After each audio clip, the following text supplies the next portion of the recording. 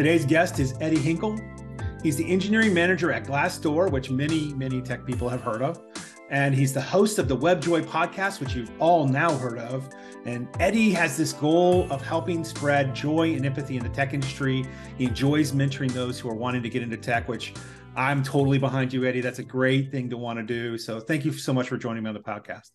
Awesome. Well, thank you for having me on, Jeremy. It's exciting to be here. And yeah, I feel honored. So for those who've not met you, talk a bit about your background, who you are, where you're from, and what you do. Yeah, absolutely. It's interesting. I started to go to college for software engineering. Didn't feel like I was really learning everything I could. I was kind of working on the side, building websites, and I realized I was learning more in kind of my side jobs than I was in college. So I actually am a college dropout. Been working on finishing that degree, but kind of college dropout, worked with some startups in Hawaii to kind of get started. They paid as much as you would expect a startup in Hawaii to, which was absolutely nothing. Some lunches here and there. But it was really interesting experience. I was the only technical person, so got to learn lots of fun stuff. And eventually that experience helped me connect to an actual 9-to-5 job in tech. And I've gone from, kind of being a full stack engineer to a front end engineer to now, being an engineering manager over front end teams. And I've done that at 2 companies now. And as you said, currently at Glassdoor, feeling blessed to be there. It's a company I always respected before I got the opportunity. So it's been really exciting. I just started there a year and a half ago. So it's still pretty new, but it's something I'm really enjoying. Oh, wow. So you've joined the crowd of people who've changed where you work during COVID. Yep, absolutely. Yeah. I'm part of the great migration. It's such a great new, interesting experience as well. So let's roll it back a little bit. So how did you even decide to go to college, even though you left it? Why did you go for that program? What was the motivation behind it? Yeah, absolutely. So I've always known that I was into computers. I mean, I was 12 years old. I was in the Midwest and part of the 4-H club, which those who are in the Midwest know about it. Those who aren't, it's, kind of a high school thing about teaching people, a lot of farm stuff. I didn't do as much of the farm stuff, but a lot of different interests. And one of the things you could do was learn how to build a computer. So they had this little book and you built a computer and took it to your county fair. And so I chose to do that. And so I built my own computer, putting pieces together at 12 years old. Really just kind of continued to spark my interest in tech. And from then on out, I started to do less and less with hardware, but I used that computer I built to build websites, from exporting Microsoft Publisher to an HTML file, which was horrendous, to starting to put my own handcrafted HTML and eventually CSS together, until I got to the point I realized I need this thing to have intelligence. And I couldn't just make static pages, and learned how to code. And beyond that, I was like, well, I'd like to do this as a full-time job if possible. And so that is kind of what led to, well, I'm going to college. I might as well go to college for computers. Yeah, that's very interesting. And now, did you get that first? Now, I realize you said the startup jobs didn't really pay much, so that should be the first cue that maybe they didn't care as much about your background in education. But did you need to prove something to get that first role, or were you in college still? And so they were like, you're in college, so we'll take you. Yeah, so actually I met all the people who were doing startups at the college, at the university. They were in the business school. I was in the computer, school. But yeah, we met up in various classes. The first guy I met, we were actually in a journalism class together. So we had different majors, but we both had this shared, class, and we learned I knew how to program. He was like, oh, I'd love to, pick your brain about stuff. And yeah, that kind of led down a pathway. So yeah, and then the other one I think actually might have put an advertisement in the school paper that they were looking for someone. And I thought, well, that sounds really cool. And they're here at the college with me. So yeah, the college was actually the connection for those. So honestly, I probably never would have ended up in the startups if I hadn't gone to the college in the first place. Right. That's very interesting. And then how did that roll into your first, what you called your real 9 to 5 coding job? Was it the experience on those startups that really, made them interested in you? Yeah, absolutely. I had done a lot of freelancing on my own, as well as working with those startups. And so starting my first 9 to 5 job, my resume, when you looked at it, actually had years, like 4 or 5 years of experience. And so I came in not even at a junior level, but at a mid engineer level, because of the experience on my resume. And it was interesting because I hadn't done anything like what I ended up having to do at the job. Like I got in there and I was like, all right, I got to figure this all out. But yeah, I really leaned on that. And I think one of the biggest things was they had only had one person who was in my role before me that they had left, and they had just started, but they hadn't gotten much work done. So this was kind of a whole new thing.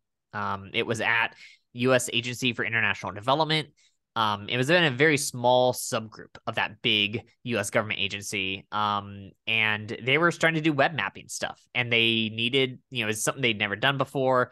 They had just done paper mapping. So they needed someone who could think differently, who could, take things. And so I think one of the things that really appealed to them, what they told me was my resume showed, right, that I had done these startups, that I had done a lot of freelance. I could take a project that was nothing and turn it into something. And that was really what they were looking for, right? They weren't looking for someone who had worked on a big project and, spent several years on it. They were looking for a startup minded person.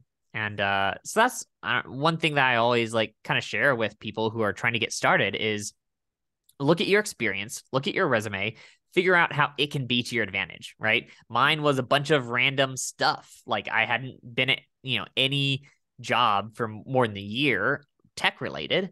And yet that became my strength, right? So it's a feature, not a bug. That's right. That's right. So then when you made a transition from that role to your next one, what was the deciding factor for that? Yeah, absolutely. So a big thing for me was I was looking for a remote only job. I had been teleworking at, USAID, and I started to telework more and more and more to the point that I was only going in one day a week. But we were still calling it teleworking, but I had an amazing boss and it was a long commute. I mean, I'm talking about 2 hours in, 2 hours home. So it was gracious of them, but, so that was a really big thing. And besides that, I wanted to be part of a modern company. I wasn't using a lot of modern technology at USAID, as you don't at government systems most of the time. Right. And so, yeah, I was looking for a company that could do new, cool, modern stuff, applied to a bunch of different places. But yeah, I found this exciting company that was really design focused. It was a design agency, right? They work with different contractors, and that kind of leaned into my freelance background. But I hadn't gotten to work with like product designers before. And so that was a big thing I wanted to do. Like I wanted to be able to build good front end code and let the designers tell me what it should look like. And that was definitely a key thing that I found there. And it really changed the way I looked at product design and that, UX and all that stuff. Yeah, that's a big transition, right? To realizing there are specialties, and maybe my specialty is not UX design. Maybe I need a UX designer to come alongside me and say what they want, and then, dang, I can build that, right? Exactly. So, what brought you to Glassdoor? Yeah, so it was funny. I was at a company and I was unhappy with my pay, and I actually leaned on Glassdoor to find out what I was worth. Like, okay, what should I be making in this job? And needless to say, me bringing the Glassdoor figures to my boss did not work the way I hoped. And so then I was looking for a job. What do I want to do? Where do I want to go? And applied to a bunch of places.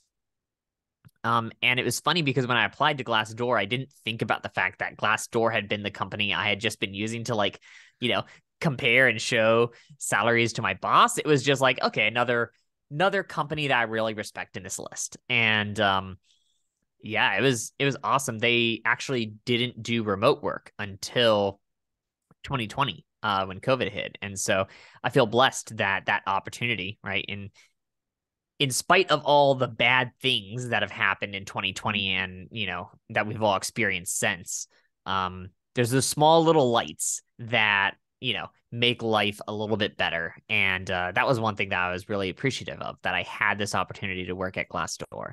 I've always imagined working for standard, like, well-known tech company based in San Francisco and all that stuff. So it was really exciting, and I'm really passionate about the mission of Glassdoor, right? Is to help people find jobs and companies that they love and that love them back. And I think that's so true. I didn't feel like the company I was at loved me back. And the experiences I've had at Glassdoor, like, they totally they take care of their employees, and it just shows in like any company. They make decisions, and then they listen to employees when they give feedback, and then suddenly they change their mind, or that they introduce something new, and you're like, wait, this is in direct response to what all of us employees were saying. That, like, they listened to us, they cared, and they truly valued our opinions. And so it's just been a huge blessing. That's awesome. So then along the way, you started a podcast, WebJoy. Talk about that. What was the kind of idea that spawned the podcast? Yeah. The thing that really got to me was I was on Twitter, as one does, doom scrolling. And as you're doom scrolling, you're realizing, man, like, here's this group hating on this tech and this group hating on this tech. And, we can't just cuddle together as a nice, warm tech family and appreciate that, like, there are differences, and some people enjoy certain tech and other people enjoy other tech. You know what I mean? Like, it was always this, like, my tech is better than your tech. And I thought, there's so much negativity in the world on Twitter, and, like, this isn't helping anything. And so I thought, wouldn't it be cool if there was a place where people could just celebrate what they love, right? And that, like, people could understand what they love, why they love it, and that they could, for that moment, enjoy that thing with them. So that was kind of the initial idea. And so, yeah, I was like, oh, the web, and we have joy. Like, what is that joy in the web? And really, the other thing was, I really wanted to share the diversity of experiences and backgrounds in tech. And of course, that means, culturally and all of that kind of stuff, but also, like, oftentimes in tech, you think of designers and engineers, and, like, that's it. And so one goal I've had is to involve sales and GTM and founders and CEOs and just kind of recruiters, right? Find everyone who's actually helping the tech industry be the tech industry, and include them in this, so that in my job as an engineering manager, I deal a lot with cross-functional collaboration, right? It's like, engineers can't just work in the engineering bubble. And so my goal is for the podcast to really help, everyone understand their other cross-functional partners better. So yeah. It's a great idea. I like it. I like it. I'm with you, right? The doom scrolling, it's known for doom scrolling. And most social media has got that challenge. But the WebJoy, I like the title. I like what it implies, and I have listened to it, and it does the job. It does what you're talking about. So I appreciate that. Awesome. Thank you. So as you've traveled through your career, what's something you may have seen that you wish we would do differently? So if we came to you today and said, Eddie, you get to make us consider changing something, what might that be for you? Yeah, I think the biggest thing in tech is how broken hiring is. I mean, you see people talking about it everywhere. And I'm not going to pretend like I have the answer, right? Like, the whole industry is broken, but I have the answer of what we should do.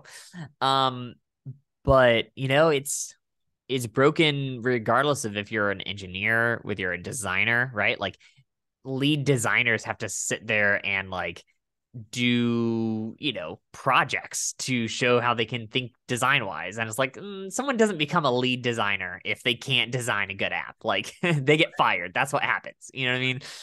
So, yeah, I think,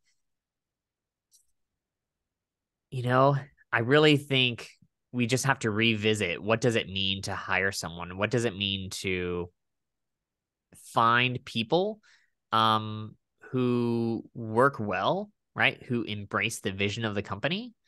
Um, but also, like, at the same time, it's a tricky balance, because you could say, oh, like, let's just have like the engineering manager have a conversation with, each candidate and just see how they hit it off, and then like hire them or not. But then like all sorts of biases enter into Right. that, right? So it's finding this balance between how do you truly understand, right, if someone is the right fit for a company, and yet also ensure that you are helping balance out biases, right? I think one of the biggest things, and actually Glassdoor does this, and I'm really appreciative of it, because at my last company, I had to kind of do this manually. But that is to like make sure that all different kinds of people are going into the funnel, right? So if you want to make sure you're hiring, people of diverse backgrounds, you can't have that be part of your actual interview process, because then you're biasing it the opposite way, right? You are affecting people, um, you know, that are standardly represented rather than those who are standardly oppressed. And so you really just have to focus and say, okay, am I recruiting from, areas where I know people of different backgrounds exist that don't match my normal employee base, right? Mhm. No matter what makeup your employee base is, right? Maybe it's people of all different cultures, but it's very male dominated. Or, you have in engineering, like you have a problem of it tending to be, like me, right? Like Yep. white male.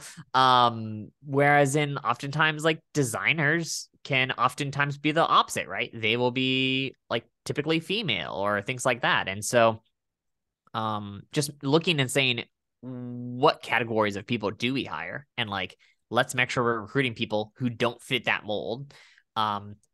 Because obviously the people who look like your team, they can find your job listings fine. You don't need to go recruit them. They've got you, So yeah, so not to turn the whole episode into how to change hiring, but I think it needs to be rethought. I think particularly startups that have the flexibility should really experiment. I think the tricky thing is big companies have too many processes. We need someone to experiment with hiring and find the right way to hire. And I think that falls on the startups that have the flexibility to say, let's try something new, let's try something different, and explore that, find that out. And then that way, the bigger companies can learn something from you all in the startups. So yeah, if you're in a startup, try to experiment with hiring, find a better way. And we would like to use that stuff into larger companies.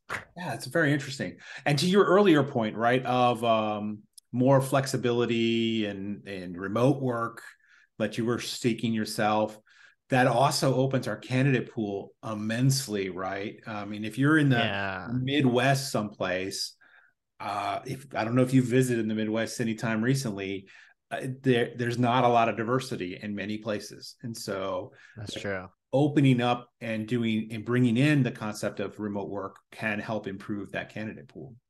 Yeah, absolutely. People are no longer, right, required to, you know, a lot of people, right, especially who are moving in from other countries, who are immigrants to America, they go around the tech hubs because that's where the good paying tech jobs are. As tech jobs are willing to, pay you wherever you are, that creates the opportunity for people to move anywhere in the country and still be working for these really amazing companies. Yeah, I agree with you. There's a lot of brokenness, and you're right. We could spend an hour or more on that topic Yeah. and never solve it, right? Because certainly our AI is not going to fix it for us. Because once again, bias gets introduced into that. So that's another thing. What's coming up for you? How any big plans with the podcast or any other side projects you got planned in the new year? Yeah. So, yeah, I'd say in the next year, definitely podcast. We are actually working on wrapping up season one. I've actually recorded all but one episode of season one. I have the final episode scheduled. I think I'm recording it. I think I pushed it back to January because December is pretty busy. But I'm pretty excited. I'm actually going to be interviewing for the final episode Kelly Vaughn from the Ladybugs podcast. So she is going to be joining. So that is fun.